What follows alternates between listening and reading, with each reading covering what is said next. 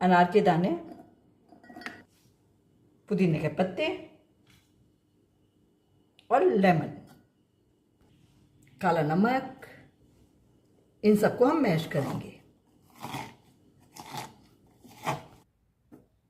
इसमें डालेंगे ice cube और डाल देंगे स्प्राइट।